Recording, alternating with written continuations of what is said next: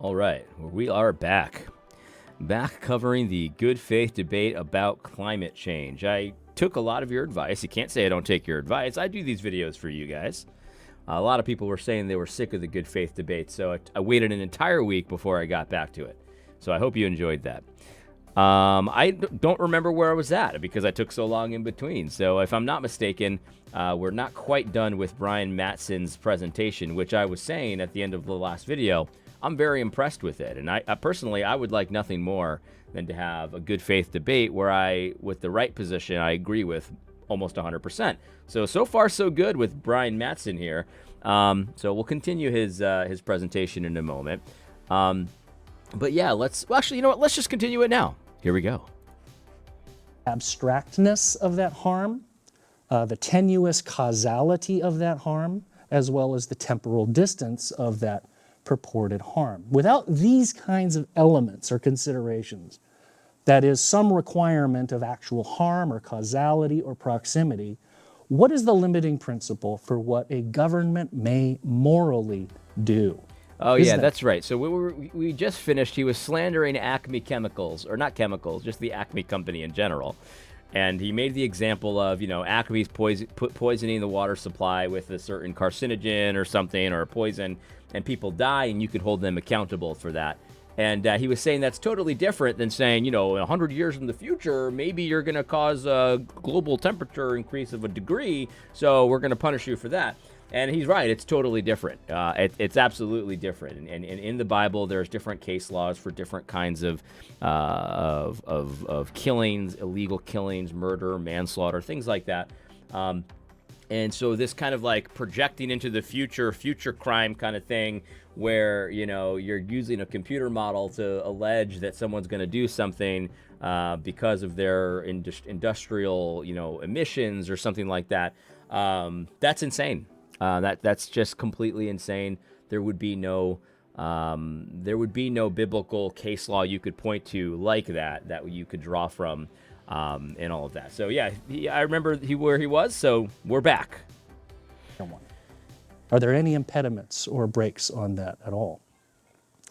Second, it seems to me that many in these kinds of debates don't want to acknowledge trade-offs. Sanctions, the kinds of sanctions I just mentioned, put downward pressure on economic productivity and growth. It's not cost-free. It hurts consumers, employment opportunity, increase of wages, investments, retirement accounts, and as well as economic prospects for future generations. How much reduction in gross domestic product are we willing to take for every degree Celsius we wish to slow 50 years from now? Okay, so Mattson's making a good point here as well. Now, I haven't heard the rest of this, so maybe he's not making a strategic error, but I think he might be making a strategic error because it's very easy for a schlub like the guy he's debating to say, Are we going to mortgage our future as a society, as Mother Earth society, just for a few extra percentage points in our 401ks? And all of the idiots in the crowd are like, yeah, that's right. What are you, greedy? And here's the thing, because I remember, Russell Moore made a similar comment about, your 401k being more important than the lives of people that are going to die from COVID if you don't lock down the society right now. Like, he's an idiot. Because here's the thing, though, because your 401k is not just money that you have, right? It's money that you've invested. And those investments, those capital investments, are meaningful for production of goods and services, things that people need and use to survive. And so if there wasn't a lot of capital investment, if there was a lot less capital investment, let's just say, than there is right now, we'd be producing less. We'd be producing less goods and services. And when we produce less goods and services, the price of those goods and services goes up because there's, supply and demand. Everybody gets that. And when the price of those things go up, rich people can still afford those goods and services because they have a lot of money, right? But who can't afford those goods and services? Poor people. Poor people. And so if you start saying, well, your investments actually don't matter, your capital investments don't matter, and all of this kind of thing, that's nice to say, rhetorically, but people that can think more than one or two steps ahead are going to realize, well, who's going to suffer in the end if people aren't investing in companies that are producing goods and services that people need? It's the poor people, because they're the ones that aren't going to be able to afford it when the prices rise. Rich people, they'll have a little less, but they'll still be able to afford it. And I was saying this during COVID too. If the price of beans, triples, I'll still be able to buy beans. I mean, I'm not going to like it because I'm spending more money on beans, but I'll still be able to buy beans. You know who won't? Poor people. They won't be able to afford beans anymore. And then you can go down the list of, poorer countries are going to be hurt more than richer countries and things like that. And so he's right. He's right. If you start reducing economic productivity, sure, it hurts your 401k. I mean, that's true. I mean, that's not a good thing. But more than anything, it hurts poor people the most. When there's less stuff to go around, it's the poor people that can't get the stuff. And that's how it works. And so all of this climate change insanity, of course, will hurt poor people the most. It's a designer belief. If you can think more than a couple steps ahead, you'll see how damaging it'll be for poor people. Now, that's a question I think must be answered, and a rationale has to be articulated and defended. But I have yet to hear it. Now, I realize that framing the ethical concern this way, talking about GDP and stock prices, are easy to write off as self-interested capitalist greed. Mattson, man. Which it isn't. But the ethical concern goes far beyond that. We are bound to ask what the trade-offs and harms are to our neighbors. That's what I'm talking about. Here I have in mind economically marginalized peoples. Mattson! I'm just so... I could not be happier. I'm so pleased. He didn't make the mistake. He didn't. I said I didn't know if he would because I hadn't listened to this yet. And he didn't. You're not going to be able to wipe this smile off my face today. That's for sure. If we globally abandon or ban by fiat energy production from fossil fuels, then it seems to me that we are in effect placing the burden of our sins, as some imagine them to be, on the weak and helpless, making scapegoats. This guy is so brutal. Man, Mattson, I'm going to reach out to him. I'm just going to thank him for this presentation, at least this intro. He's brutal. Because he's not letting anything slide. He's like, we're putting the burden of our sins as some imagine them to be. He's not even giving you that. He's like, we're putting the burden of our sins on poor people, but he won't even give you that they're actual sins. He says this is a good faith way of saying your psychotic ideas of sins, your fake sins, your phony fugazi sins. You're putting him on poor people. That's brutal, man. Mattson's brutal. Vulnerable. Good so here's how it can sound. Africa, for the good of the planet, you must continue cooking your meals over dung fires. We'll allow you to have a dorm room refrigerator and we'll give you a solar panel to power it. But you do not get steel mills. You do not get textile mills. You don't get railroads. You don't get natural gas. You don't get manufacturing. We are sorry, but we've enjoyed all of these things and we've gotten fabulously wealthy and healthy, but now the punishment for our sins must fall upon you. I believe that to be immoral. Yeah, it is immoral. One might even call that the apotheosis of paternalistic colonialism. My first criticism, I don't know what that word means. So therefore, I'm going to take it as disrespect.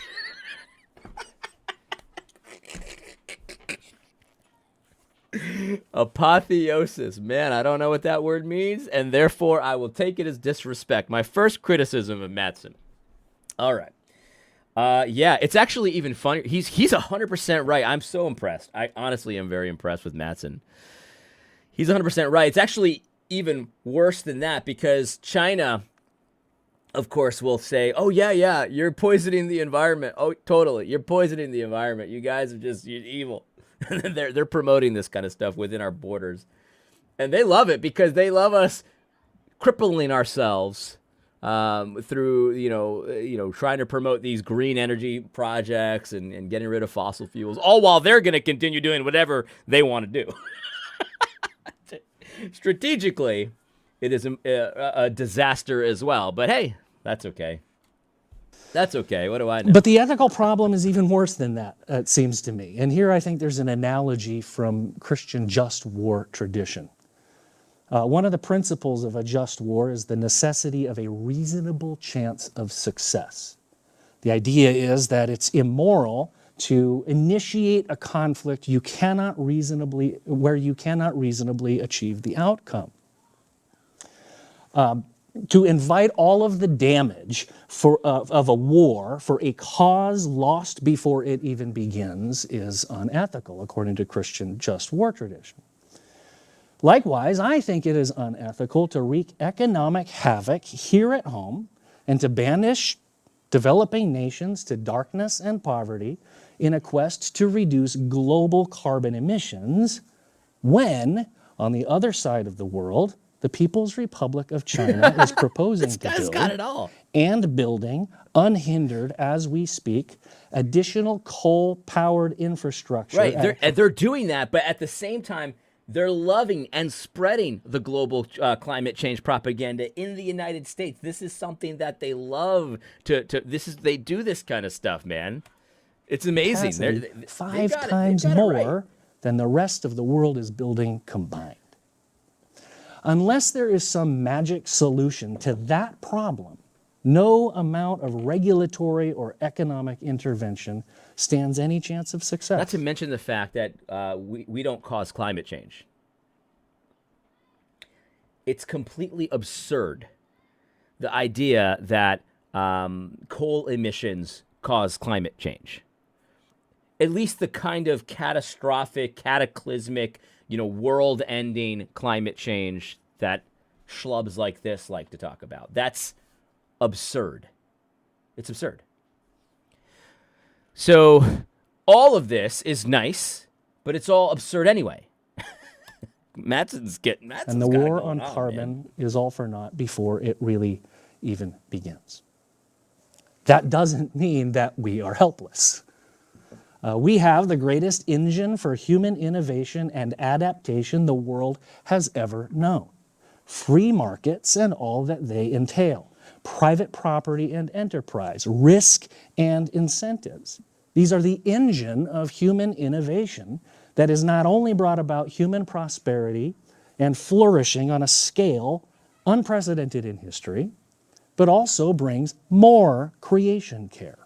Not less. He's right. And I can elaborate more on that He's right. in our time together today. I believe the way forward in the face of our environmental challenges is forward, not backward.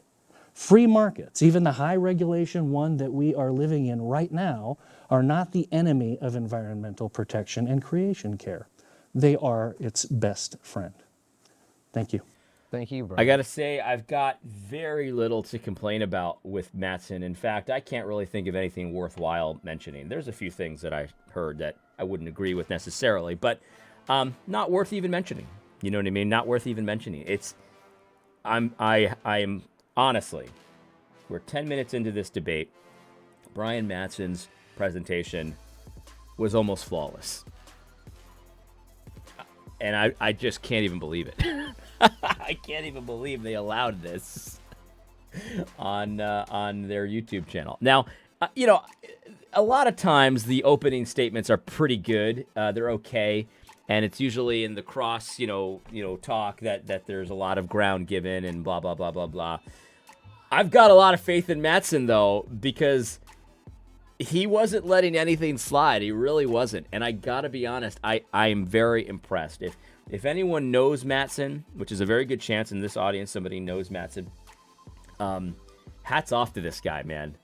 I am a very tough critic when it comes to Gospel Coalition content. I don't want to give Gospel Coalition any undue credit. But this time I have to take my hats off to Mattson. Hats off to Mattson. There's just no other way about it. All right. So now we're going to get the pro-climate change, alarmism, scare tactics, and all this kind of thing. And as I've said, the idea that that we're going to die in a 5-degree temperature increase globally, which is going to cause flooding, catastrophic flooding, because the polar ice caps are going to melt, and all the polar bears, and all this kind of stuff. This kind of stuff is insane on the face of it, number one. But also, if you read the Bible, I mean, you know that God's not going to destroy the earth in a flood. And that's the end of it. That's the beginning, that's the end. So, we're going to hear this guy.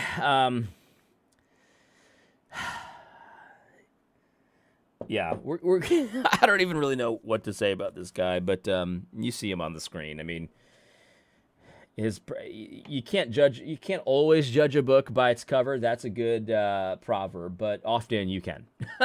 Often you can. In fact, that's why the cover's there, so that you can know kind of a little bit about what the book's about. So, you can't judge a book by its cover. Yeah, sometimes that's true, but most of the time it is not true. You see the cover here, and you pretty much know what you're going to get. So I'm going to try to not interrupt him too much, to let his whole thing just kind of stand for you, but we'll see, because I do like to interrupt. I appreciate that. Jake, tell us your perspective. Yeah, thank you for having me, and thank you for your comments, Brian. I actually agreed with much of the worldview section in particular. So as I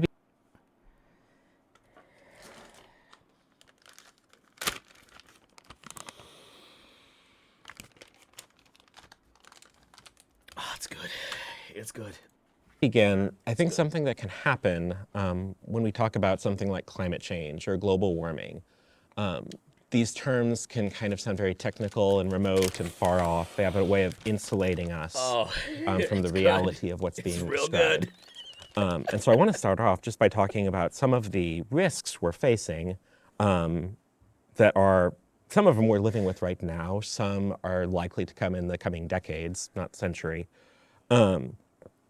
It's always just to go down. It's always just a few decades off. It's a few decades off, and he's been believing that for the last 30 years. In the last 30 years, thankfully has slowed down in the last 10 years. But between 1990 and about 2010, we chopped down tons of old-growth forests, and that's especially dangerous because those have unique ecosystems that have developed over centuries. We don't just plant more trees and recover that. We're talking about a catastrophic number of species, maybe as many as 40% of all species on Earth, being driven into extinction or toward critically endangered status by 2050. We're talking about the probable disappearance or significant reduction of most global coral reefs by 2050 as water temperatures rise. We're talking about shrinking ice caps, which we can see happening now as glaciers break away in the Arctic and Antarctic. And as sea levels rise, there are cities that will be put at risk by this. In the US, that would be Miami, New Orleans, and New York in particular. Get rid of them. A number of other cities globally. That's what I like to call the judgment of the Lord. So just get rid of them. New York, New Orleans. Yeah, I like New York, but it's had its run. Miami, I could throw a few other cities in there. That's okay. That's fine. We're talking about the desertification of the American West. As they get less rain, wildfire risks rise. Farming will have to change because they will not have the same water resources to draw upon. We're talking about dangers to human life, animal life, and air quality that are created by those more intense and frequent wildfires.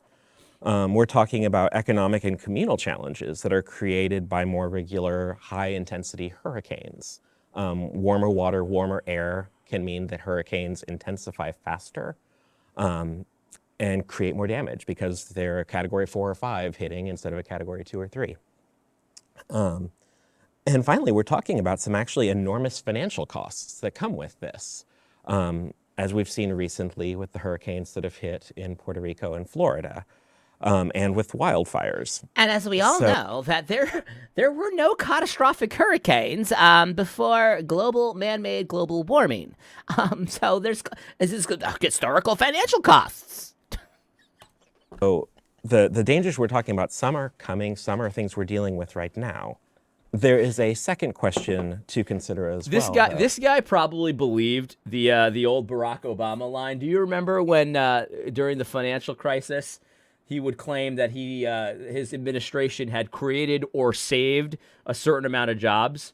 And like that, when you say created or saved, that's a complete bamboozle, because no matter how many jobs you lose, you can say, well, we saved this many. No matter how horrible you had done, you could say, well, if I didn't do anything, it would have been worse. It would have been way worse. It's like you can't falsify it. This guy fell for that kind of stuff. He's a created or saved kind of guy. Which is how we're going to respond to these problems. Someone should have created or saved his man. And there's a lot of ways that we can. A social problem does not necessitate a government response. We can deal with social problems through cultural means sometimes. A cultural norm develops and it gets reinforced softly through society such that you aren't going to say or do a certain thing in a public place because a cultural norm has developed there. We can also accomplish a lot of things through commercial means as we put the power of markets to work to accomplish some desired good. And then, of course, there are also political means where we use public policy and law to try and accomplish some desirable good. So the obvious question to start with to begin is, are cultural and commercial means enough? And I don't think they are, and this is why. The first thing to consider is it's important to understand that there are reasons we got here. There are enormous market forces that have propelled many of these negative changes. We didn't deplete oceans because we were just doing it for fun. There were market incentives to overfish certain bodies of water. We didn't chop down old growth forests for fun. We did it because there were market incentives to do so. We have failed to act at many points because of market incentives to keep going as we're going rather than change course. There was a moment in the late 70s and early 1980s where there was a very strong push to try and adopt some more aggressive measures to slow climate change, and those did not happen. And you can even see this now. I wonder if that was the we're all going to die in an ice age climate change, or if that was the global warming climate change, or was it the previous global warming climate change, or the previous we're all going to die in an ice age climate change. I don't know. I wonder which one it was, because, it changes every single, few decades. Yeah, so there you go. There you go. I don't know how much more of this I can take. I really can't. I can't. I'll keep going. Now, I looked up, according to Open Secrets, just the oil companies spent $176 million on lobbying in 2009 alone. And they've spent around $120 million every year from 2010 to 2021 on lobbying in Washington. So I think to turn toward climate, or to turn toward commerce alone to solve these problems is naive. The incentives of right now that a company has are not necessarily the incentives that we need to be thinking about, because we might be dealing with a problem 20, 30, 40 years down the road. Right, because analogy. this is where you see him expose his hand, right? This is where you see a socialist, useful idiot, propagandist, where he exposes his hand. Because to someone like this, the corporations, they're the only ones that have that have questionable morality. They're the only ones that have a sort of immediate concern, and they're not really that concerned with the future. They're not concerned with 40 years from now. They're only concerned with next quarter's numbers, right? And there's some truth there. There's some truth there. I think that a lot of corporations, of course, they're going to be only concerned with, certain things, whatever. That's fine. And that's as they should be. They should be concerned with their bottom line. I think it's obviously false that corporations don't think about the future, but let's just set that aside for a minute, okay? Let's just set that aside.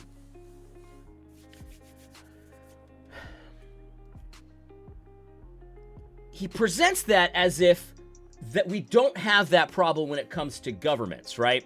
When it comes to governments, they're somehow able to avoid thinking about now at the expense of the future.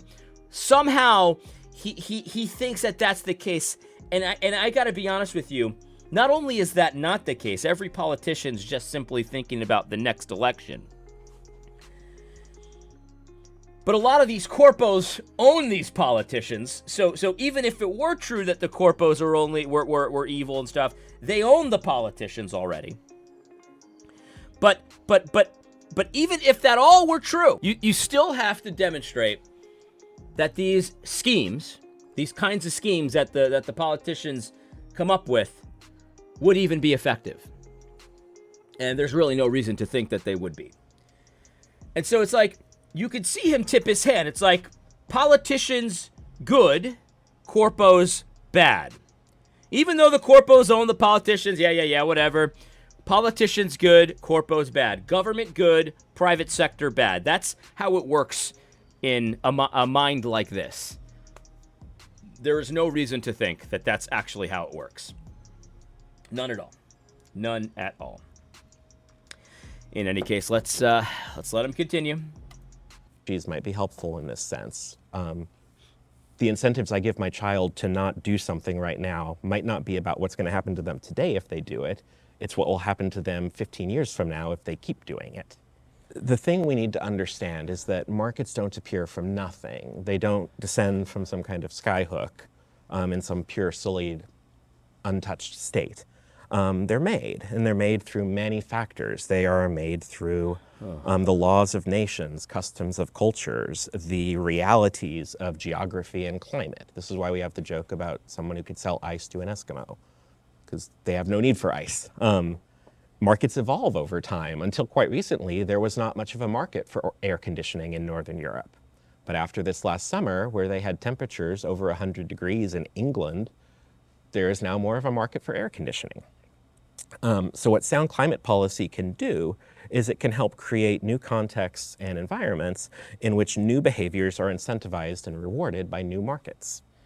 Right, and because we know that if there's anything we know that when governments try to engineer markets, like, governments always know what's best. Like, they know what's best for people, and they work much better than the markets because, price discovery and incentivizing, things based on prices and availability and demand. Like, we all know that's caveman stuff, but what we know is that governments know how much of everything to make. Like the government, the government can figure out, how much, beans we need to make. Like, they know that because they're our betters, they know how much milk to produce at any given season and how much the demand's going to be, and they know exactly what the price should be too.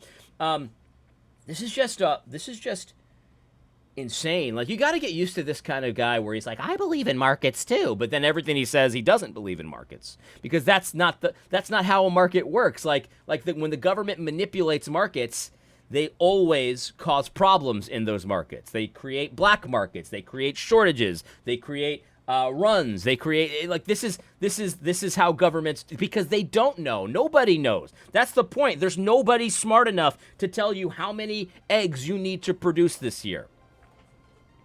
There's no one smart enough that can tell you what the price of eggs should be.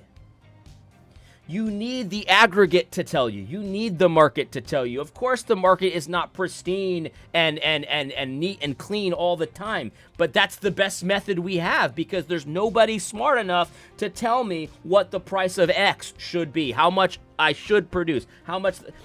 Only the market can tell you that. Supply and demand. You can know how much eggs that you need to produce based on how much people want eggs. And if people really want eggs and the price of eggs shoots up, that price rise is an indicator to someone who's an enterprising individual to say, man, look at that. I can get $8 for that many eggs. I'm going to start making eggs. And so guess what happens? So when the price goes up and someone goes, man, I got to get in on that. Totally self-interested, right? He wants to improve his business, so he's got to get in on the egg production. He starts producing eggs. Guess what happens to the eggs? They still get bought, and the price starts going down because there's more eggs. See, that price movement there, that's an important indicator for someone that's a business person, that wants to make a living, that likes to eat, that likes to provide for his family. That's an indicator, right? And so there's no person or group of people in the government that can say, the perfect price of eggs is $8. Nobody knows that. He's a socialist is what he is. He's a central planner. And the thing is, central planners always look like this. They can't even manage themselves. And they think that they're good enough to manage everybody else. This is why George Orwell said what he said about them looking like beetles. These people can't even manage their own freaking lives. And they think that they can manage everybody. They can manage the price of air conditioners just perfectly to incentivize the right climate change policy. These people are out of their ever-loving minds. They're out of your ever-loving minds. When you think, oh, maybe socialism isn't so bad. Maybe price controls aren't so bad. I want you to think about this face that you see in front of you today. This guy. This guy can't even dress properly, but he knows what the climate is going to be if we don't act right now in 100 years. He knows. In any case, I'm going to go because I just can't take it anymore. I picked a heck of a day to stop sniffing baits, if you know what I mean. Hope you found this video helpful. God bless.